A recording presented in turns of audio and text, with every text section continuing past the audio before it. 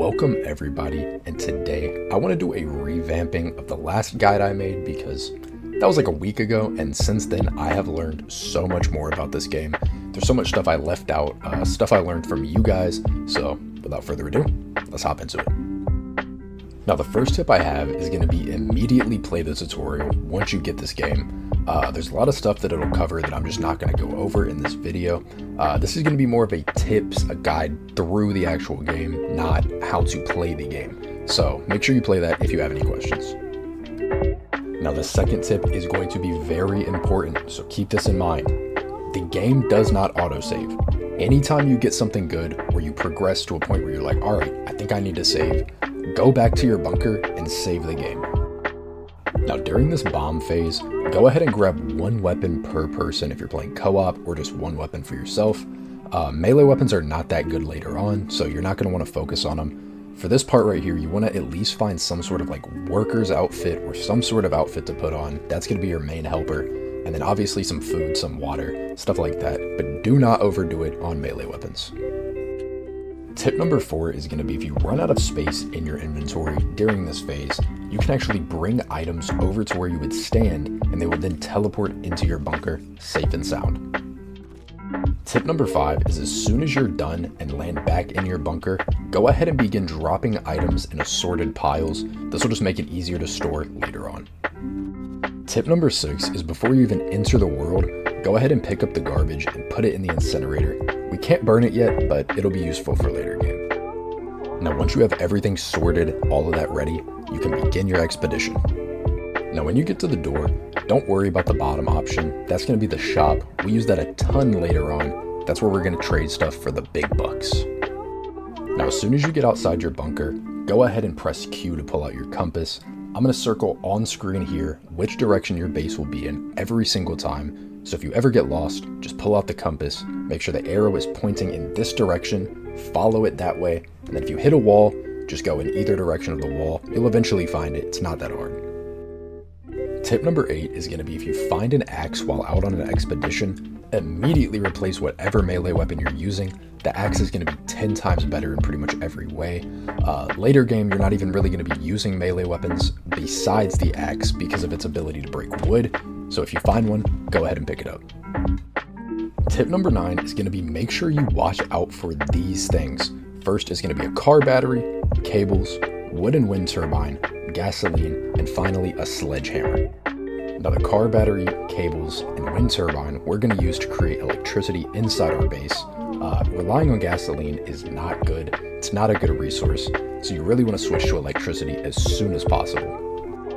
Tip number 10 is actually directly related to the last point. If you're looking for a wind turbine, they only spawn in this specific house. As you see here, if you come into this shack, in this right corner, you will find yourself a wind turbine every single time, but it has to be in the meadow field. If the house is not in the meadow field, it doesn't count and it will not be there. Tip number 11 is if you're struggling finding any of these items, they're all craftable inside of the crafting table. So, if it's taking you a couple of emissions, you still haven't found any of these, just go ahead. I bet you have electronics, I bet you have scrap, all that good stuff. Just go ahead, make some of these yourself. Now tip number 12, we're going to go back to this house where you found the windmill. It doesn't have to be in the meadow field, but just this house design specifically has such good loot inside pretty much every time. Later emissions, you're going to be pretty much guaranteed a gun anytime you go into this house, so always be on the lookout for it. It's very good. Tip number 13 is going to be a bit more spread out. I'm just going to explain every anomaly here for you. So as you see here, it's likely early on whenever you're exploring your world, you're going to come across a couple of these anomalies. Now, don't worry, they're not all immediately deadly, but some are, so let's break it down. The first is going to be this green gas you see on screen here. This will follow you and increase your insanity if you get too close to it, so keep your distance. When your insanity reaches full, this does not mean you are dead, okay? It will not immediately kill you, it's not immediately dangerous, but it will invert your controls and just make the game all wonky. So you don't want full insanity, as if you are near an enemy, this is detrimental and they will definitely be able to take advantage of you because you can't fight back. Next is going to be these little red spike balls. These are going to grow anytime you're in proximity to them, and sometimes they will even be invisible, so definitely keep your eye out. But as long as you keep your distance, you'll be perfectly fine. This is pretty much the same way with each anomaly, but often good loot is inside the anomaly fields, so proceed with caution. After that, we're going to cover the whirlwind, which is often the most deadly for me personally. Now, I've seen people say, oh, just crouch, oh, don't run. This does not work. Personally, I've tried both of them. I've tried crouching, I've tried not running. You still get picked up by the whirlwind. So I recommend just not going in it. If I see these anymore, I just simply don't go towards it, because if you die, your body will start bouncing, and it's 10 times harder to get your loot. So I just recommend staying out of these fields at all costs. The final two anomalies are going to go hand in hand together, so I'll explain them both for you. The first is going to be these black hole fields that will spawn across the map. If you get too close to them, they will pretty much insta-kill you. They do tons of damage, so avoid them at all costs. Next, if you keep going a little bit further, you'll probably see a gray floating orb. This will teleport you somewhere that is inaccessible to the regular player. You won't be able to get here without going through this orb, but it will take some of your health, so always keep that in mind before you go through. Tip number 14 is going to be if it starts raining or storming, I would recommend starting to head back to your base, because this means you have 5 minutes before the bomb is going to drop. Now the bomb has its own timer of about a minute or two, but you don't want to risk it, so wrap up your expedition shortly after. Now if you hear this dreadful noise, immediately look up into the sky to see which direction the plane is flying. If you don't, you'll do what I did in this clip here and die by running in the direction the bombs are falling. So look at the plane and run the opposite direction of the plane. This will completely negate you of the bombs and they will not touch you. Now, if you're not lucky enough to find a backpack on the first mission, it's very likely you're going to be making trips back to your bunker just to drop stuff off or organize your inventory, because without a backpack, you have no space, okay? Even with a jacket, even with, an outfit on, you need a backpack as soon as possible. So until then, just come back, keep storing your items, keep sorting everything, and you'll be good. Tip number 15 is going to be utilize the dwarves as much as possible. I did not realize how good they were in the last guide that I made, but now I do, and you guys need to be using them, okay? You can use them for storage early on, and then later game you can convert them into an electricity source. So the more you have, the better. Pick these guys up as soon as possible.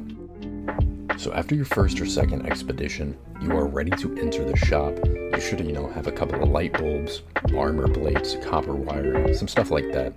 So now, once you're in here, there will be a bunch of different people you can trade with. The first guy is going to be the barman. This is where you're going to sell a bunch of your crops later on. This is going to be a major moneymaker, so keep this guy in mind. If you keep going down the hall, you'll meet the dealer. This guy is where you're going to sell all of your extra weapons, and trust me, you will have extra weapons later in the game, but he's going to be selling a bunch of ammo. Behind him is going to be the tailor. This guy is arguably the most important person here, as he will be selling your hiking backpack, which is very important, as well as, your gas mask and other suits that you will definitely need later on in the game. Then if you just turn around, you'll be face to face with the junk trader, who is where you're going to be getting most of your money from early game. This is where you can sell your game bricks, as you see here. You can sell copper wiring, light bulbs, all the spare stuff that you just don't need, but you definitely will find in your expeditions. If you turn around from there, you will meet the last two traders on our list. This guy is going to be the hunter. Here you can sell a bunch of trophies that you find from enemies you kill or just animals. Don't worry about the rat wolf or the twins yet. These are actually inaccessible to you until you enter the city, so don't worry about those for now. And last but not least, we have the medic in the very back of the store. He's going to be selling, average medical supplies, and here you can sell him artifacts. They aren't going to matter much right now, as you can't really get them, but later game you will, come across more and more artifacts. Tip number 16 is going to be use the sledgehammer pretty much as soon as you get one. More space has never hurt anybody in this game, so if your base is looking like mine and you have a sledgehammer, get to breaking those walls as soon as possible. It's just going to free up more space for you in the future. Tip number 17 is going to be if you come across any of these guys, don't stress. They're really not that big of a deal. Even if you come across like the armored bandit with the bandit jacket on, don't worry, he's also not that hard. It'll just be like 2 or 3 more hits. Overall, just loop them in a circle and attack their head. Pretty much a 2-shot kill every single time on these guys. Very simple, quick and easy. Tip number 18 is involving this cabin right here. Now, while it's not immediately dangerous, if you do stand underneath it, it will kill you. So if you want to get inside this house, just do a quick run around and then jump back inside right when it lands. As you can see here, there's usually a bunch of anti-rad in here, but I've also had people say they have guns, ammo, a bunch of other good stuff, so I recommend checking. Tip number 19 is going to be if you see one of these guys within close range, I recommend killing them because they will drop a hazmat suit and a plague mask, which is pretty decent for early game.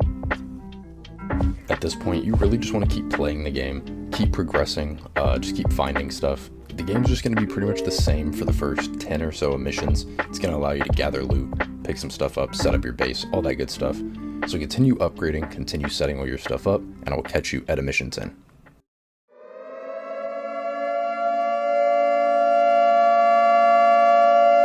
Mission 10, level critical. Welcome to mission 10. Now at this point, you should have, a furnished base. You should have some storage. Nothing should be on the floors anymore. You should be pretty sorted out. If you don't have electricity by now, I have a guide here on screen. Go ahead, watch that. I don't feel a need to, recover it in this video because it's a very simple process. It's about 2 minutes of setup time. So just go ahead, watch that video if you're struggling with that. But without further ado, let's move on. Tip 21 is going to be get this large crop as soon as possible. Now, this is not restricted to a mission 10. You can get this before, but you already have so much more on your mind. You're storing, you're sorting all your stuff. So if you can't get around to this until a mission 10 or so, it's not a big deal, but the sooner the better, pretty much with everything in this game. So go ahead, begin placing. This is where we're going to be planting crops such as, wheat, carrots. Those are the main two. Those are actually going to be your money makers later on. But for now, just go ahead, place whatever you have. It doesn't really matter if you don't have wheat. Just place whatever seeds. You want to get this farm going pretty soon. Tip number 22 is once you're actually in the city area, this is going to be where you're getting all of your storage items, your fridge, your wardrobes, all that stuff, because, it's just apartments packed filled with this stuff. So as long as you have a decently big backpack, like the hiking backpack, you'll be able to carry a bunch of this stuff back to your base and start renovating even more. Tip 23 is going to be when you come across a rat wolf, which you definitely will if you're exploring a city, make sure you have a car by you at all times, just as a safety measure. As you see here, they cannot attack you as long as you are standing on top of the car. You can melee attack them, kill them, all that good stuff. Once they get to low HP though, they will run away, so just make sure to pull out a gun, shoot it real fast, go ahead, you can collect your trophy, and this will sell for 50 rubles in the shop. Whew, after that stressful encounter, I hope there's no more monsters out here. Tip 24 is if you encounter one of these guys, who is known as the twins, just simply make your way inside the apartment. He cannot come inside, as you see here. He's way too big, way too girthy. From there, you can simply just attack him, but I will say, compared to the rat wolf, he has tons of health, okay? He's so big, so tanky. So if you're using a melee weapon, there's a high chance that your durability will break before he is even dead. So if you are going to take on one of these guys or get his trophy, make sure you at least have 2 to 3 melee weapons in your inventory just to kill him, finish him off, all that good stuff. Tip 25 is going to be make a storage room like you see on screen here. Doesn't have to be fancy, just stack some fridges, stack some wardrobes. They're going to give you a ton of storage space, so the sooner you get that, the better. Now, there aren't many tips and tricks for the city itself. It's pretty self-explanatory as long as you played through the first 10 missions. I do believe the dev actually made this part, a mission 10 through 20, just for you to upgrade your base, as there are tons of rubles, tons of just cabinets and stuff everywhere throughout these cities. So stack up, build your base, because you're going to need it going into a mission 20.